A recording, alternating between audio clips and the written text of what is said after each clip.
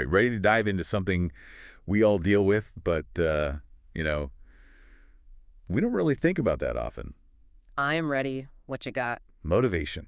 Like that invisible force that, kind of pulls us towards certain things. Yeah, it makes you want to do some stuff and totally avoid other things like, phew, get me out of here. Exactly.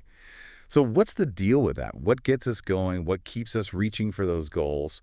Uh, we got a whole stack of research on this, ready to unpack it. Let's do it. I think it's fascinating. And, understanding motivation, it's not just like some academic thing. It can really give you insight into your own choices, why you do the things you do. Totally.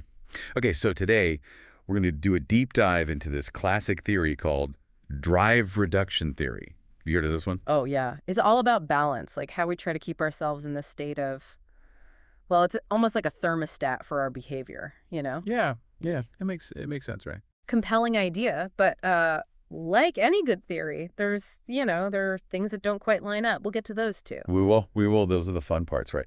Okay, so drive reduction theory 101. It says we have these basic needs like, hunger, thirst, got to stay warm, basic survival stuff. Right, the stuff we can't live without. Yeah, the essentials. And so when those needs aren't met, Yeah. it creates this internal tension, like Yeah. an imbalance. And that's the drive. Exactly. Okay, so like imagine you haven't eaten all day, right? Blood sugar's dropping, and suddenly you are starving. Yeah. That hunger, that's the drive. That's what's pushing you to like grab a snack ASAP. Yep. And it's not just about, oh, I gotta feel better. It really is tied into survival. Clark Hall, remember him? Psychologist who made this theory super popular, like way back when, the mid-20th century. Oh, yeah, yeah.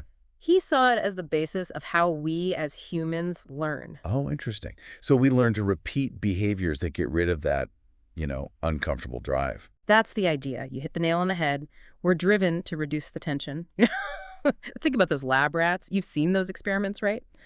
The rat learns that if it pushes the lever, it gets food. And the hungrier that rat gets, the more frantically it's going to press that lever because it's learned that action satisfies the drive. Yeah, that makes total sense. But here's where I get a little tripped up. Yeah. Hall called those like survival needs. He called them primary drives. But what about all the other stuff that we're motivated by? Things like, money, relationships, that feeling of like, achieving something incredible. Those things aren't about like staying alive right now. Good point. You just hit on secondary drives. These aren't the things we're born with. They're learned, through experiences, culture, all that. Okay, so it's like we're born needing food, water, the basics. But that drive to like win an award, Yeah. or climb Mount Everest, that's something we pick up along the way. Exactly. We learn those. And it gets interesting because even those secondary drives, they often link back to those primary needs in like these really complex ways. So think about your example, winning an award. Yeah, it brings recognition, maybe even opens doors to better jobs, more resources, who knows? Oh, that's so interesting. So it's not about the shiny trophy itself. It's about what that trophy might represent. Yeah.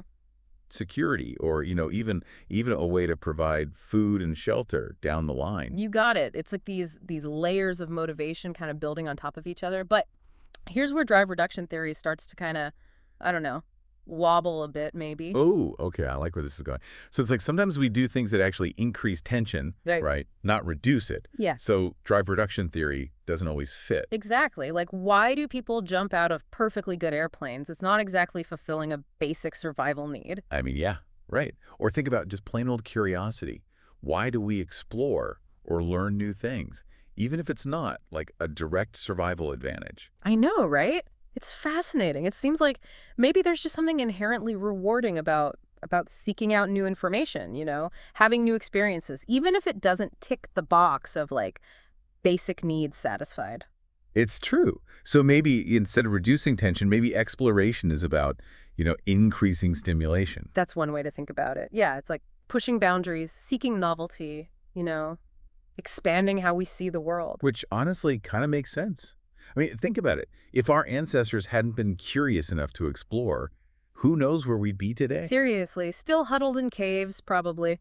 But that brings us to another point, another little snag with drive reduction theory. It doesn't quite account for, emotions. Emotions, yes. They play such a huge role in what we're drawn to, or what we're like, nope, not doing that. For sure. Emotions can be such powerful motivators. Like, take fear. It triggers that fight or flight response, right? It's what makes us avoid danger. Yeah, like if you're walking alone at night and you hear footsteps behind you, all of a sudden you are very, very motivated to get somewhere well lit and fast. Exactly. Fear, I mean, it's primal and it's essential, for survival. But those other emotions like joy, love, anger, those can be super motivating too. They can drive us to connect with others or, chase our passions or even stand up for what we believe in. It's powerful stuff. So it's not just about, like drive reduction theory suggests, it's not just about maintaining a steady state.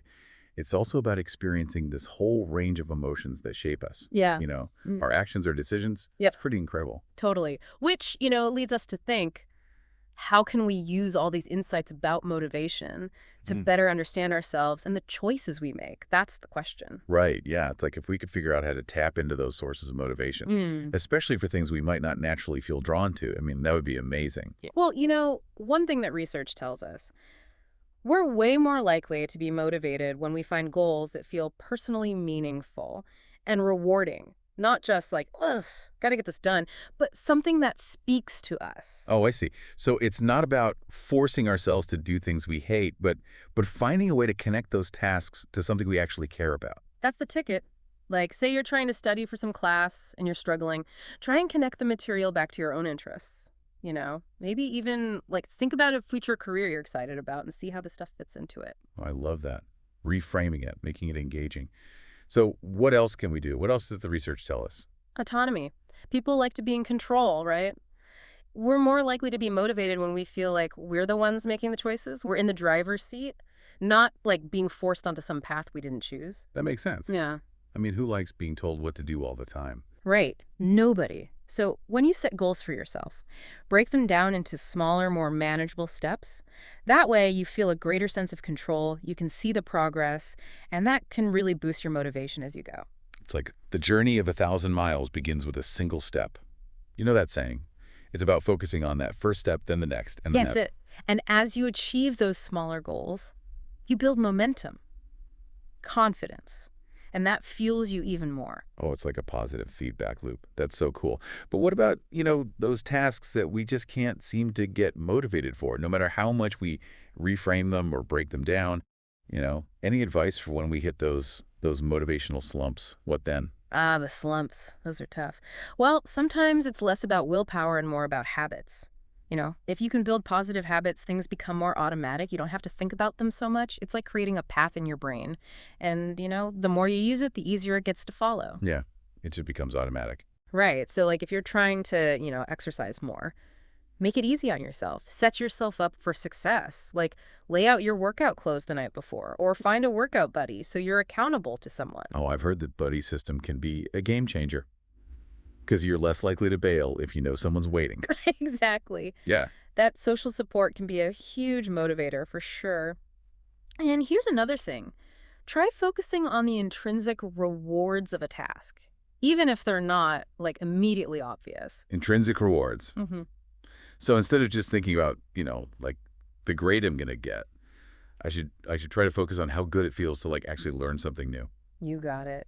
Shifting your perspective can really help you find those hidden gems of satisfaction, even in the stuff that seems, tedious or boring. It's true. Okay, so wow, we started with this like seemingly simple idea of drive reduction, and we've already uncovered so much. Drives, incentives, emotions. We even talked about how our thoughts play into it. It just shows you how much research has gone into trying to understand this basic human experience, right? And, there's still so much we don't know. It's like we're peeling back an onion. Every layer reveals something new and exciting, but all these layers together, they give us this much richer understanding of what makes us tick. It really is. That's what I love about scientific inquiry. It's a continuous journey. You're always discovering, challenging what you thought you knew. Your knowledge keeps expanding. I love that. All right, so we've talked about, those basic drives, but how do they actually work? Let's take hunger, for example. You know that feeling when your stomach is just rumbling like feed me. Oh, yeah. Like my body is sending a very clear message. Right. So what's actually happening there? Well, your stomach's actually sending signals to your brain, to a part of your brain called the hypothalamus. Hypothalamus. Yeah. Isn't that like the control center for a lot of those basic drives we've been talking about? It is. It regulates a lot of stuff, actually. Hunger, thirst, sleep, body temperature, you name it. So basically, when your stomach's empty, it's like the hypothalamus gets this memo, and then boom, you've got those hunger pangs. And those pangs, that's basically our drive to eat, Mhm. right? But what about, like, those times when you eat, even when you're not actually hungry? Like, sometimes I just really want a cookie, Yeah. even if I just had lunch. That's a great point, and it really highlights, one of the limitations of that drive reduction theory we were talking about. Because our behavior, all of our behaviors really, they aren't always just driven by pure physiological need. So it's not just our internal state. It's also about what's going on around us, like Yeah. all those external cues. Our sources call those, what are it, incentives. Those are the things that kind of pull us towards certain behaviors. That's it, incentives. Like, think about that cookie. You see it, you smell it, it looks delicious. Those are powerful incentives. They make you want to eat it, even if your body isn't, like, physically hungry. It's like my brain is saying, woo, reward, let's go.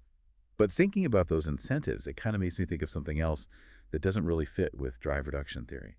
Exploration. You know, why are we humans and even animals so driven to explore, even when it's like kind of risky? It is a great question.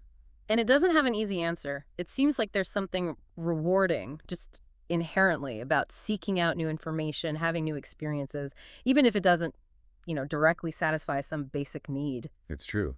So maybe instead of reducing tension, maybe exploration is all about like increasing stimulation, That's a really interesting way to think about it. Yeah, it's like we're pushing boundaries, we're seeking out novelty.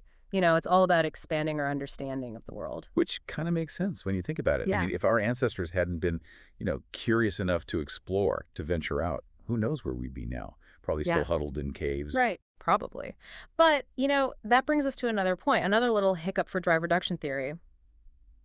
It doesn't fully account for emotions Hmm. and the role they play. Oh, emotions, yes. I mean, they seem to play a huge role in what we're attracted to and what we just want to like totally avoid.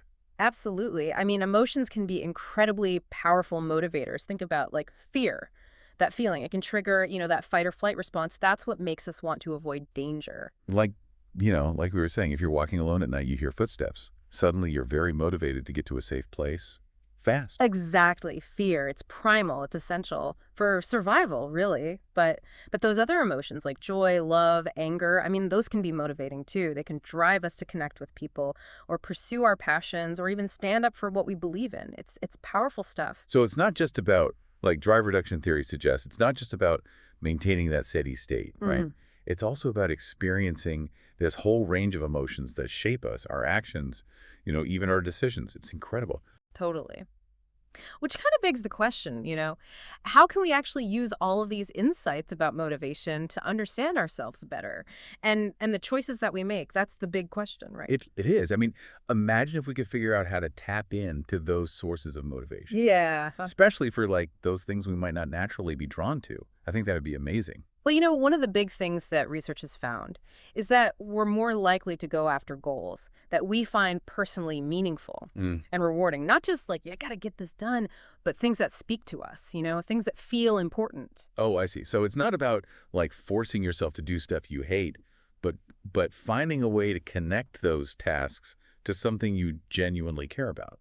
That's the idea. Like, let's say you're trying to study for a class, but you're really struggling with it. Maybe you could try connecting the material back to your own interests. Yeah. Even think about like what kind of career you want to have and see how this stuff plays into that. Oh, I love that. Like reframing the task, making it feel more engaging and relevant to you. I love it. So what else? What else can we do? What else does the research say? Another big thing, autonomy. People, they like to be in control, right? We're way more motivated when we feel like we're the ones making the choices. Like we're in the driver's seat, not just being forced down a path we didn't choose. Oh, yeah, that makes sense. Who likes being told what to do all the time? Right. Nobody. So when you're setting goals for yourself, break them down into smaller steps, manageable steps. That way you have that sense of control. You can see your progress, and that can really boost your motivation along the way. It's like that saying, the journey of 1,000 miles begins with a single step. It's all about focusing on that first step, then the next, and just keep going, one step at a time. That's it. And as you, hit those smaller goals, you build momentum Mhm. and your confidence grows, which fuels your motivation even more. Oh, it's like a positive feedback loop. So cool. But okay, what about those tasks we just can't seem to get motivated for. Yeah. No matter how much we, you know, try to reframe them or break them down. What about those motivation slumps? Mhm. What do we do then? Well, sometimes it's about, shifting your strategy a little bit. Instead of just relying on willpower, you could try building more positive habits.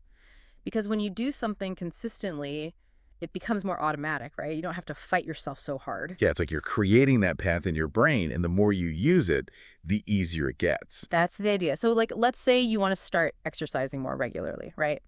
Make it easy on yourself. Set yourself up for success. Like, Huh. lay out your clothes the night before, Mm. or find a workout buddy so you're accountable. Yeah, Yeah. you have someone to help you stay on track. Oh, the buddy system. Yeah, that's huge.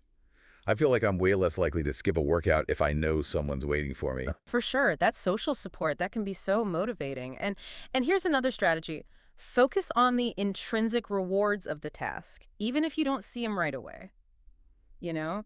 It's not always about the external stuff. Intrinsic reward. So Mhm. instead of thinking about, like, okay, if I do this, I'll get a good grade, it's more about focusing on how good it feels to learn something new Yeah. or, to achieve something. Yeah, exactly. Shifting your perspective just a little bit, it can really help you find those hidden gems of satisfaction, even in stuff that might seem, I don't know, tedious or boring at first. It's true. It's all about how you look at it. Wow, it's amazing. We started with this like pretty simple idea, drive reduction theory, right? Yeah. But we've uncovered so many layers, drives, incentives, emotions. We even talked about like how our thoughts can influence our motivation. It's true. And it just shows you how much research has gone into trying to understand this really fundamental human experience, right? And the thing is, there's still so much we don't know. It's like peeling back an onion. Each layer reveals something new and interesting. But I think having all those layers together, it really gives us a much richer understanding of what motivates us, what makes us tick. Absolutely. And that's what I love about scientific inquiry. It's a continuous journey, always discovering, challenging those old assumptions, and constantly expanding what we know about ourselves and the world around us. I love that. So, on that note, I think it's time for us to wrap up this deep dive into motivation. But before we go, I want to leave our listeners with something to ponder. Ooh, a thought-provoking question. Always a good way to end things. So think about the things that really get you going in life. What motivates you to get out of bed every morning? What are you passionate about? What goals are you working towards? What makes your heart sing? What lights you up? Yes, exactly. Do those motivators, do they fit neatly into the theories that we've talked about today? Or or are there other things at play? Maybe things we haven't even begun to understand yet. It's a good question to ask yourself. Maybe it's time to do your own little deep dive, you know? Explore your own personal landscape of motivation. That's a great idea. Well, thanks for joining us on this exploration, everyone. We'll see you next time. Keep those brains buzzing.